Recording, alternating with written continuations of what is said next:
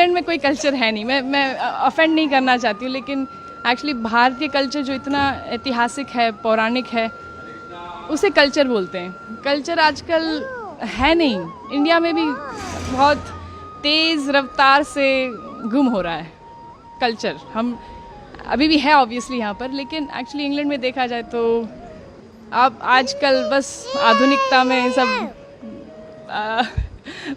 पड़े हैं, और उसमें देखा जाए तो माता पिता को रखना, फैमिली यूनिट होना, ये सब बाकी नहीं रहा। अब तो बहुत कम लोग इसमें मानते हैं, तो इसलिए हम वापस आते रहते हैं कि कल्चर थोड़ा महसूस हो भारत में। एक्चुअली आकर ऐसे लगता है कि एक्चुअली अभी भी है कल्चर। सो उसका कोई। आप इंग्लैंड में रहती हैं, ऐसा इस माटी में क्या है, ब्रज की माटी में, जो आपको बार बार खींच लाता है यहाँ पर? पता नहीं, आप बताइए क्या मैजिक है ठाकुर जी की, क्या मतलब अमेजिंग उनकी कृपा है, कुछ न कुछ तो है ही। लेकिन यहाँ पर जैसे हम अलाइव हैं, जान है, बाहर जाकर ये ब्रिज को छोड़कर ही तुरंत जो क्या कहते हैं, इतना हैवीनेस फील होता है।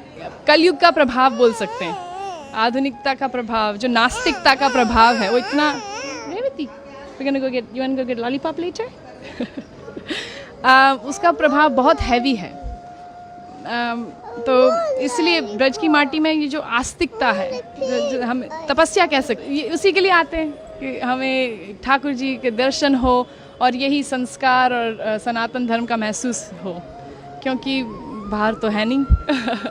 हम लेके जाते हैं जितना हो सके उतना, और ट्राई कर रहे हैं कि जारी रखें हमारे परिवार में और बांटें। वहाँ पर भी हम थोड़ा प्रचार करने में कोशिश करते हैं कि दूसरे को इंकरेज करें कि इसे ना ठुकराएं। हमारा जो एंशिएंट कल्चर है, ये वैदिक कल्चर, उसका देयर इज़ नो कंपैरिजन, उसके लिए कोई क्या कहते हैं सब्स्टिट्यूट नहीं है। हम ये वेस्टर्न कल्चर को अगर फॉलो करते रहेंगे तो बस खाली हो जाएंगे, अंदर से खाली रहेगा। इंग्लैंड में ड्रेस अलग पहनते होंगे, लेकिन यहाँ आप पूरी तरीके से साड़ी पहनकर, तो कैसा लग रहा है यहाँ पर? बहुत अच्छा लगता है साड़ी पहनकर, ऐसे लगता है कि मतलब अभी कुछ त्योहार है, नहीं तो फिर बस काला ग्रे पहनते हैं वहाँ पर, क्योंकि ठंडी इतनी रहती है तो कोट पहनते पूरा दिन लगभग, तो यहाँ पर मन लगता है। लेकिन वहाँ पर भी हम साड़ी पहनते हैं, और हमारा वैदिक कपड़े पहनते हैं, एक्चुअली साड़ी पहनते रहते हैं, और या स्कर्ट या ऐसे कुछ, जितना हो सके उतना। माथे पे आपने जो चंदन लगा रखा है, वहाँ भी लगाती हैं? ज़्यादातर लगाते रहते हैं, क्योंकि देखा जाए तो देखो, मुसलमान कभी ऐसे सोचता नहीं है कि मैं क्यों बुर्खा पहनूं, मैं क्यों ये टोपी पहनूं। सिर्फ हिंदू लोग मतलब डरते हैं, या मेरे को कई हिंदू खुद बोलते कि आप क्यों लगाती हो, बड़ा शो क्यों करती हो, क्या ज़रूरत है आपको शो करना, अपना आस्था को दिखाने की क्या ज़रूरत है। लेकिन मैं कहती हूँ कि एक्चुअली गर्व से हम दिखाते हैं। अगर कोई पुलिस ऑफिसर हो या कोई आर्मी वाला हो, तो वो गर्व से अपने सारे मेडल्स दिखाता है, क्यों, कि मैं आर्मी वाला हूँ। तो हम भगवान के हैं, ये उनका चिन्ह है, उनका मतलब हमने जो समर्पण किया है उनको, ये एक थोड़ा बस हम क्यों ना दिखाएं, गर्व से दिखाएंगे कि हम ठाकुर जी के हैं।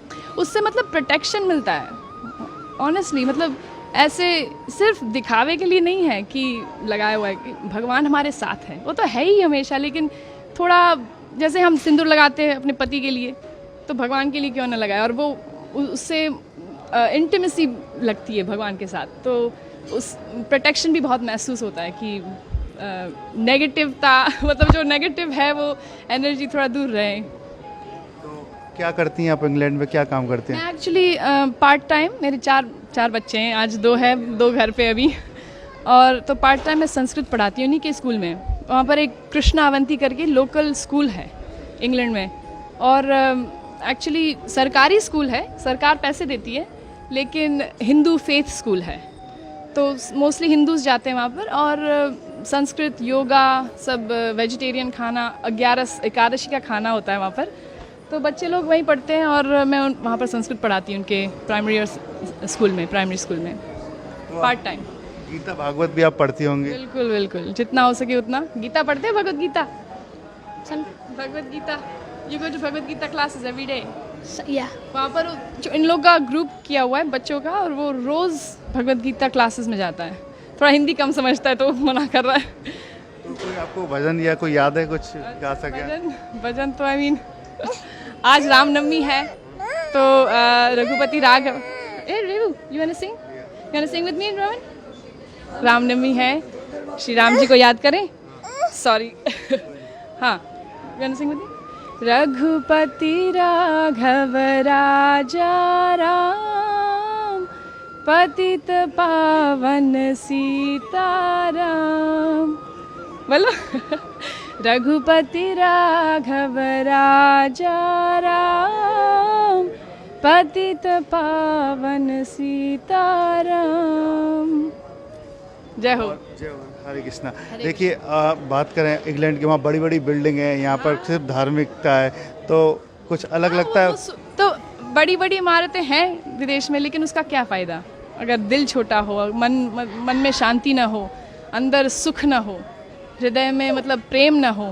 तो ये एक्चुअली ये सारी जो चीज़ें हैं, प्रेम और निर्मलता, और ये एक्चुअली सिर्फ भगवान में वो जो हम तपस्या करते हैं, दया दान, ये सब क्वालिटीज़ कल्टिवेट करते हैं, वो इसी तरह आ सकता है। ये कल्चर से, वैदिक कल्चर से ही आ सकता है एक्चुअली। देखा जाए किसी की सेवा करें, थोड़ा ह्यूमिलिटी प्रैक्टिस करें, नहीं तो फिर ये बड़ी बड़ी इमारतें फिर इससे क्या कुछ काम के नहीं है। वन सेंस काम के है, लेकिन फिर उसका इस्तेमाल दुरुपयोग होगा।